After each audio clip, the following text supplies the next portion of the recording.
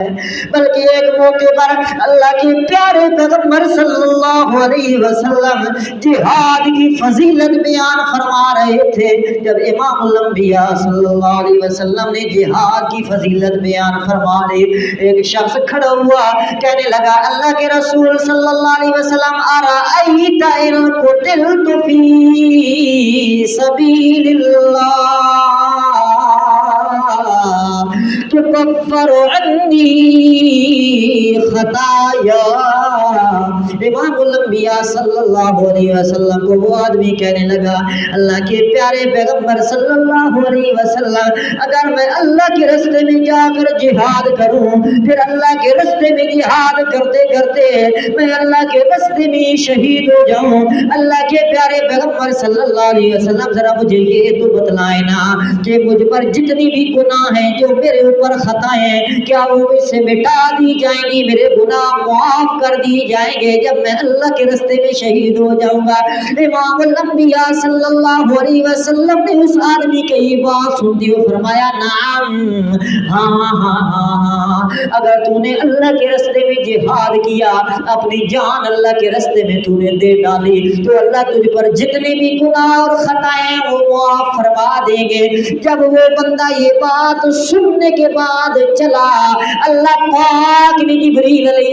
السلام کو بھیجا اپنے پیغمبر صلی اللہ علیہ وسلم کی طرف صدیہ لے کر۔ حضرت جبریل علیہ السلام اللہ کی طرف سے آ گئے۔ جب آئے امام الانبیاء صلی اللہ علیہ وسلم کو اللہ کی طرف سے پیغام سنایا نا، جب پیغام سنا لیا تو اللہ کے پیارے پیغمبر صلی اللہ علیہ وسلم نے اس آدمی کو بلایا۔ اللہ نے پیارے پیغمبر صلی اللہ علیہ وسلم نے اس آدمی کو بلانے کے بعد فرمایا میں نے تجھے یہ کہا نا کہ تجھ پر جتنی بھی خطائیں اور گناہ ہیں، اللہ کے راستے میں جہاد جب تو کرے گا، اللہ کے راستے میں جو تو اپنی جان لوٹا دے گا، تجھ پر سے ساری خطائیں اور سارے گناہ معاف ہو جائیں گے۔ لیکن میرے نبی نے فرمایا ایک ایسا جرم اور ایک ایسا گناہ ہے، اگر تو اللہ کے راستے میں جہاد کرتے کرتے شہید بھی کیوں نہ ہو جا، پھر بھی تجھ پر سے وہ گناہ نہیں اترے گا، وہ معاف نہیں ہوگا۔ وہ کہنے لگا اللہ کے پیارے پیغمبر صلی اللہ علیہ وسلم وہ کون سا گناہ اور کون سا جرم ہے جو مجھ پر سے گناہ معاف نہیں ہوگا، وہ خطا معاف نہیں ہوگی؟ آپ نے فرمایا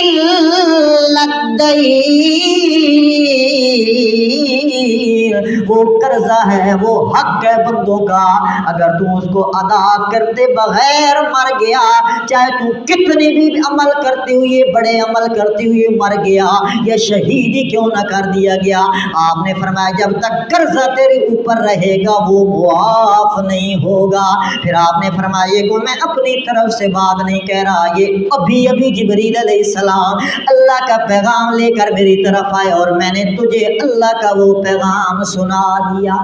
پھر حجۃ الوداع کا موقع ہے، ایک موقع پر حجۃ الوداع کے موقع پر امام الانبیاء صلی اللہ علیہ وسلم نے فرمایا ان دماءکم واموالکم واعراضکم، آپ صلی اللہ علیہ وسلم نے فرمایا تمہارے مال اور تمہارے خون اور تمہاری عزت ایک دوسرے کے لیے اسی طرح قابل احترام اور حرام ہے جس طرح یہ عرفے کا دن قابل عزت اور قابل احترام ہے۔ آپ نے فرمایا یہ مکی کی سرزمین بھی قابل احترام ہے، آپ نے فرمایا یہ شہر بھی قابل احترام ہے۔ پھر امام الانبیاء صلی اللہ علیہ وسلم نے ارشاد فرمایا وہ لوگوں ایک دوسرے پر ظلم اور زیادتی نہ کرو،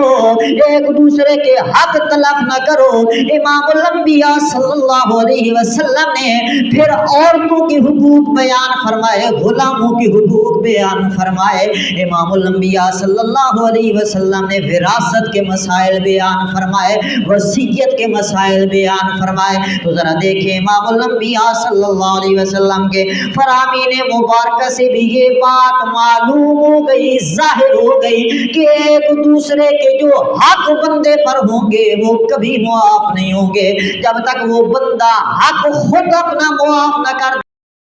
الحمدللہ الذی نزل الفرقان على عبده ليكون للعالمين نذيرا. أما بعد فأعوذ بالله من الشيطان الرجيم. بسم الله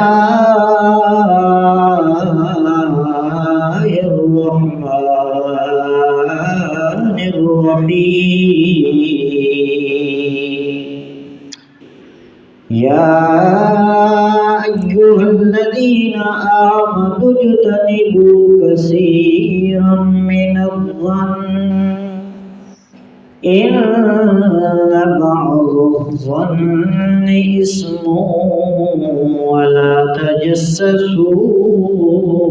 ولا يغتب بعضكم بعضا. سبحان ربك رب العزة عما يصفون وسلام على المرسلين والحمد لله رب العالمين.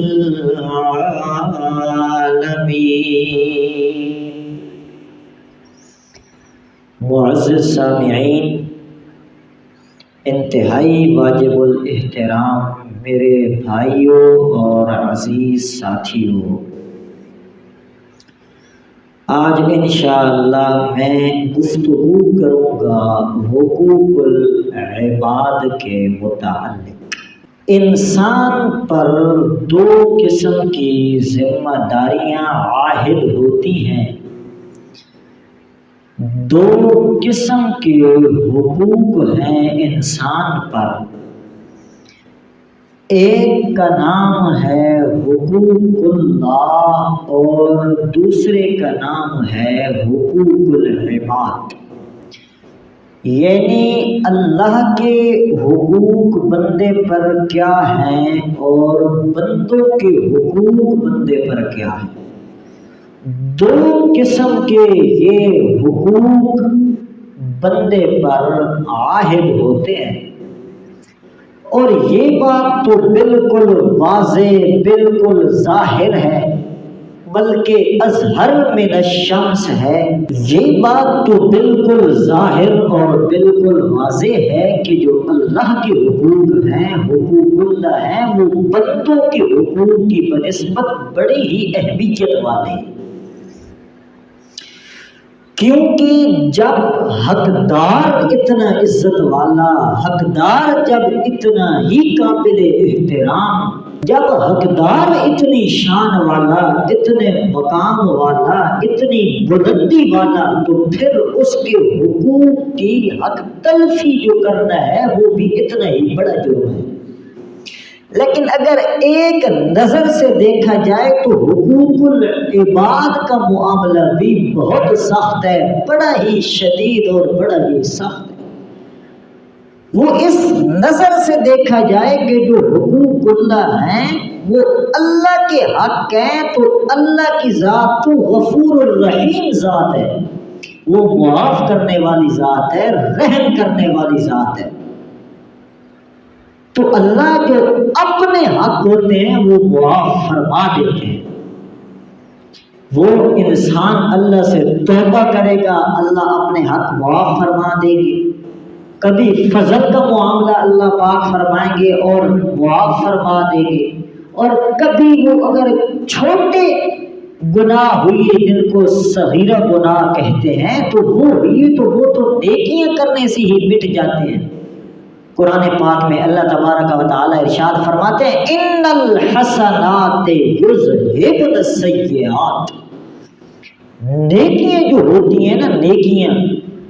وہ گناہوں کو مٹا دیتی ہیں۔ تو اس کے برعکس جو بدوں کے حقوق ہیں وہ جب تک حقدار کو اپنا حق ادا نہ کیا جائے یا وہ خود معاف نہ کر دے تو اس وقت تک بندے سے اس بندے کا حق معاف نہیں ہوگا۔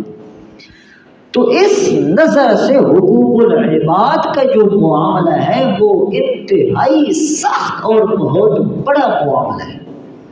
تو اس لیے حکم ہے کہ انسان دوسرے انسان کا حق ادا کرے، چاہے وہ حق کسی صورت میں کیوں نہ ہو۔ حق ادا کرنے کا مطلب یہ نہیں ہے کہ پیسہ، زمین یا اس حساب سے حق ادا کرے، ہر حساب اور ہر شعبے کا جو حق ہے وہ حق ادا کرے۔ دوسرے مسلمان کے بہت سارے حق ہوتے ہیں، حسد نہ کرنا، اس سے بغض نہ کرنا، کینہ نہ کرنا، غیبت نہ کرنا،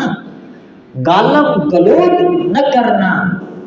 اسی طرح قطع تعلقی نہ کرنا، اور بھی بہت سارے حق ہیں ایک انسان کے دوسرے انسان۔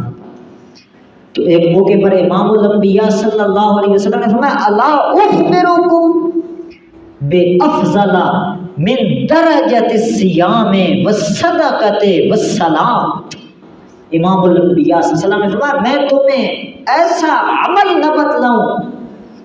کہ اگر آدمی نماز پڑھتا ہو، صدقہ کرتا ہو، روزہ رکھتا ہو،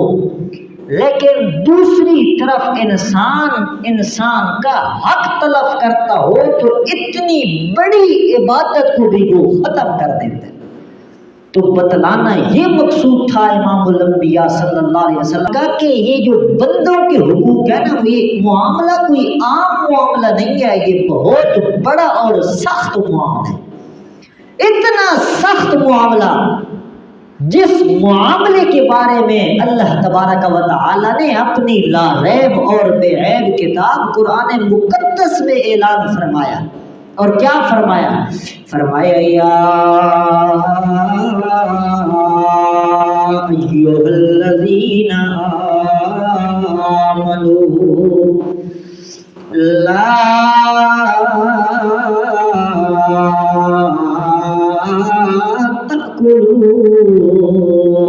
بینکم بالباطل۔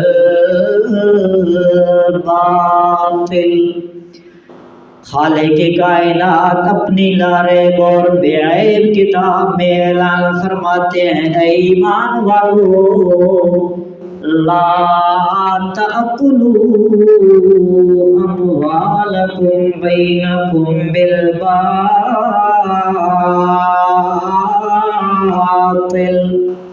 فرمایا ایک دوسرے کا حق نہ کھاؤ، ایک دوسرے کا مال نہ کھاؤ۔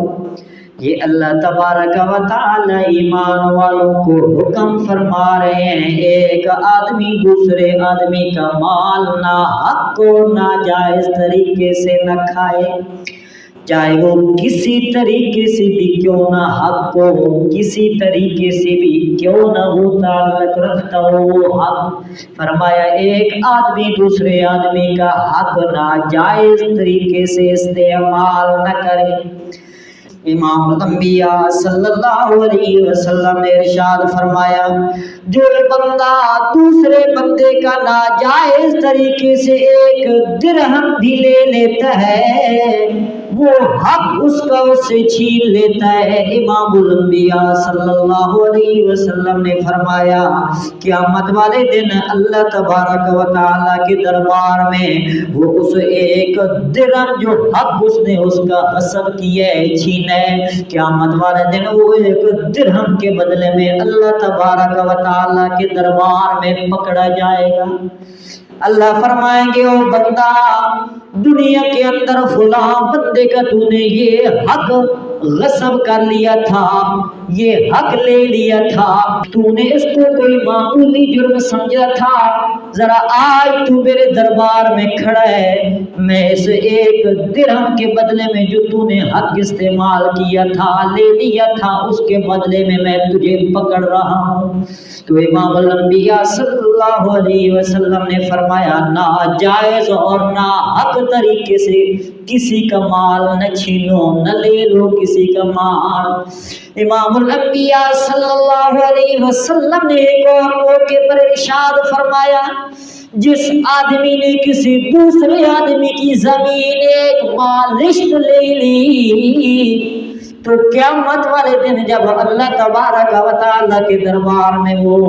حاضر کیا جائے گا، وہ جب اللہ کے دربار میں کھڑا ہوگا تو ایک بالشت زمین جو اس نے کسی کا حق مار لیا تھا نا، قیامت والے دن اللہ تبارک و تعالی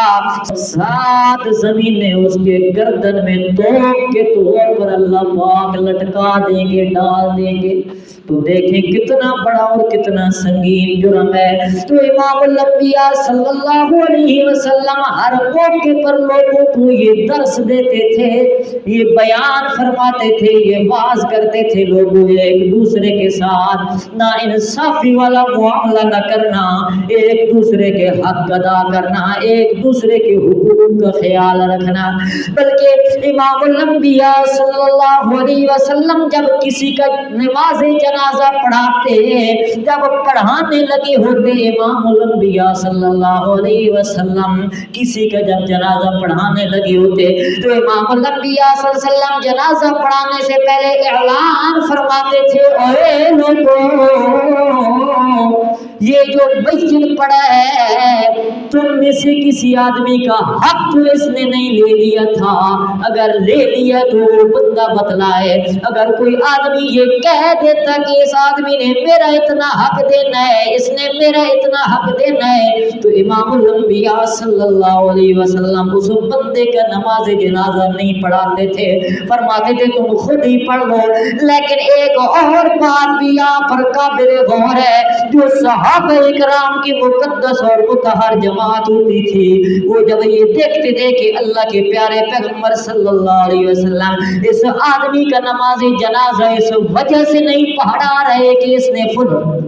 فلاں آدمی کا حق دینا ہے، تو صحابہ اکرام کی یہ عادت ہوتی تھی، وہ کہتے اللہ کے رسول یہ آپ کی دعا سے محروم نہ ہو جائے، جو بندوں کے اس کے اوپر حقوق ہے نا وہ ہم ادا کرتے ہیں، ہم دینے کے لیے تیار ہیں، ہم یہ ذمہ داری اٹھاتے ہیں، جو بندوں کے اس بندے نے حقوق دینے ہیں ہم ادا کرنے کے لیے تیار ہیں۔ اللہ کے پیغمبر اپنی مقدس زبان سے نکلی ہوئی دعا سے اس آدمی کو محروم نہ کیجیے۔ تو پھر اس وجہ سے امام الانبیاء صلی اللہ علیہ وسلم اس آدمی کا نماز جنازہ پڑھاتے تھے، وگرنہ اللہ کے پیارے پیغمبر صلی اللہ علیہ وسلم نماز جنازہ ہی نہیں پڑھاتے تھے، انکار فرما دیتے تھے۔ تو معلوم ہوا یہ بندوں کے حقوق نہ ادا کرنا، یہ بندوں کے حق کھا لینا کوئی عام جرم نہیں ہے، یہ تو بہت بڑا جرم ہے، یہ کوئی عام جرم نہیں، یہ تو بہت بڑا جرم ہے۔ بلکہ ایک موقع پر اللہ کے پیارے پیغمبر صلی اللہ علیہ وسلم جہاد کی فضیلت بیان فرما رہے تھے، جب امام الانبیاء صلی اللہ علیہ وسلم نے جہاد کی فضیلت بیان فرما لی، ایک شخص کھڑا ہوا کہنے لگا اللہ کے رسول صلی اللہ علیہ وسلم ارأیت ان قتلت فی سبیل اللہ تکفر عنی خطایا۔ امام الانبیاء صلی اللہ علیہ وسلم کو وہ آدمی کہنے لگا اللہ کے پیارے پیغمبر صلی اللہ علیہ وسلم اگر میں اللہ کے راستے میں جا کر جہاد کروں، پھر اللہ کے راستے میں جہاد کرتے کرتے میں اللہ کے راستے میں شہید ہو جاؤں، اللہ کے پیارے پیغمبر صلی اللہ علیہ وسلم ذرا مجھے یہ تو بتلائے نا کہ مجھ پر جتنی بھی گناہ ہیں جو میرے اوپر خطائیں ہیں کیا وہ مجھ سے مٹا دی جائیں گی، میرے گناہ معاف کر دی جائیں گے جب میں اللہ کے راستے میں شہید ہو جاؤں گا۔ امام الانبیاء صلی اللہ علیہ وسلم نے اس آدمی کی یہ بات سنتی ہوئے فرمایا نعم، ہاں ہاں ہاں، اگر تو نے اللہ کے راستے میں جہاد کیا، اپنی جان اللہ کے راستے میں تو نے دے ڈالی، تو اللہ تجھ پر جتنے بھی گناہ اور خطائیں وہ معاف فرما دیں گے۔ جب وہ بندہ یہ بات سننے کے بعد چلا، اللہ پاک نے جبریل علیہ السلام کو بھیجا اپنے پیغمبر صلی اللہ علیہ وسلم کی طرف صدیہ لے کر، حضرت جبریل علیہ السلام اللہ کی طرف سے آ گئے۔ جب آئے امام الانبیاء صلی اللہ علیہ وسلم کو اللہ کی طرف سے پیغام سنایا نا، جب پیغام سنا لیا تو اللہ کے پیارے پیغمبر صلی اللہ علیہ وسلم نے نے اس آدمی کو بلایا. اللہ نے پیارے پیغمبر صلی اللہ علیہ وسلم نے اس آدمی کو بلانے کے بعد فرمایا میں نے تجھے یہ کہا نا کہ تجھ پر جتنی بھی خطائیں اور گناہ ہیں اللہ کے راستے میں جہاد جب تو کرے گا, اللہ کے راستے میں جو تو اپنی جان لوٹا دے گا, تجھ پر سے ساری خطائیں اور سارے گناہ معاف ہو جائیں گے. لیکن میرے نبی نے فرمایا ایک ایسا جرم اور ایک ایسا گناہ ہے, اگر تو اللہ کے راستے میں جہاد کرتے کرتے شہید بھی کیوں نہ ہو جا پھر بھی تجھ پر سے وہ گناہ نہیں اترے گا, وہ معاف نہیں ہوگا. وہ کہنے لگا اللہ کے پیارے پیغمبر صلی اللہ علیہ وسلم وہ کون سا گناہ اور کون سا جرم ہے جو مجھ پر سے گناہ معاف نہیں ہوگا, وہ خطا معاف نہیں ہوگی؟ آپ نے فرمایا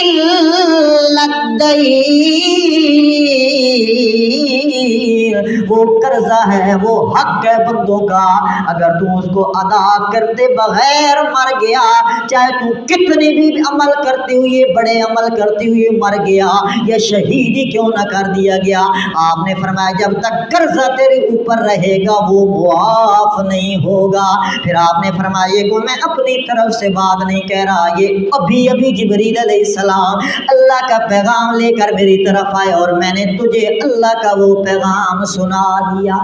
پھر حجۃ الوداع کا موقع ہے, ایک موقع پر حجۃ الوداع کے موقع پر امام الانبیاء صلی اللہ علیہ وسلم نے فرمایا ان دماءکم و اموالکم و اعراضکم, آپ صلی اللہ علیہ وسلم نے فرمایا تمہارے مال اور تمہارے خون اور تمہاری عزت ایک دوسرے کے لیے اسی طرح قابل احترام اور حرام ہے جس طرح یہ عرفے کا دن قابل عزت اور قابل احترام ہے. آپ نے فرمایا یہ مکی کی سرزمین بھی قابل احترام ہے, آپ نے فرمایا یہ شہر بھی قابل احترام ہے. پھر امام الانبیاء صلی اللہ علیہ وسلم نے ارشاد فرمایا وہ لوگوں ایک دوسرے پر ظلم اور زیادتی نہ کرو, ایک دوسرے کے حق تلف نہ کرو. امام الانبیاء صلی اللہ علیہ وسلم نے پھر عورتوں کے حقوق بیان فرمائے, غلاموں کے حقوق بیان فرمائے. امام الانبیاء صلی اللہ علیہ وسلم نے وراثت کے مسائل بیان فرمائے, وصیت کے مسائل بیان فرمائے. تو ذرا دیکھیں امام الانبیاء صلی اللہ علیہ وسلم کے فرامین مبارکہ سے بھی یہ بات معلوم ہو گئی, ظاہر ہو گئی کہ ایک دوسرے کے جو حق بندے پر ہوں گے وہ کبھی معاف نہیں ہوں گے جب تک وہ بندہ حق خود اپنا معاف نہ کر دے گا یا اس کا حق ادا نہ کر دیا جائے گا, اللہ تبارک و تعالی بھی معاف نہیں فرمائیں گے. بلکہ امام الانبیاء صلی اللہ علیہ وسلم نے ایک موقع پر ارشاد فرمایا, آپ نے فرمایا لا تحسسوا ولا تجسسوا ولا تنافسوا ولا تحاسدوا ولا تباغضوا ولا تقاطعوا ولا تہاجروا. امام الانبیاء صلی اللہ علیہ وسلم نے ارشاد فرمایا اے لوگوں ایک دوسرے کے عیب چننے کی کوشش نہ کرنا, ایک دوسرے کی غیبت کرنے کی کوشش نہ کرنا, ایک دوسرے سے حسد کرنے کی کوشش نہ کرنا. آپ نے فرمایا ایک دوسرے سے قطع تعلقی کرنے کی کوشش نہ کرنا, ایک دوسرے سے الگ ہونے کی کوشش نہ کرنا. امام الانبیاء صلی اللہ علیہ وسلم نے ارشاد فرمایا کونوا عباد اللہ اخوانا, اے اللہ کے بندو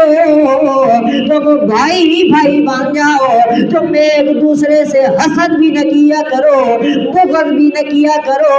عیب بھی نہ چنا کرو اور ایک دوسرے کے حقوق بھی تلف نہ کیا کرو. تو دیکھو امام الانبیاء صلی اللہ علیہ وسلم نے ہمیں کیسی تعلیم دی ہے, ہمیں کیا سبق دی ہے. امام الانبیاء صلی اللہ علیہ وسلم نے ایک موقع پر ارشاد فرمایا مسلمان مسلمان کا بھائی ہے, المسلم اخو المسلم, مسلمان مسلمان کا بھائی ہے. جب مسلمان مسلمان کا بھائی ہے تو پھر ایک مسلمان مسلمان دوسرے مسلمان کا حق نہیں کھایا کرتا،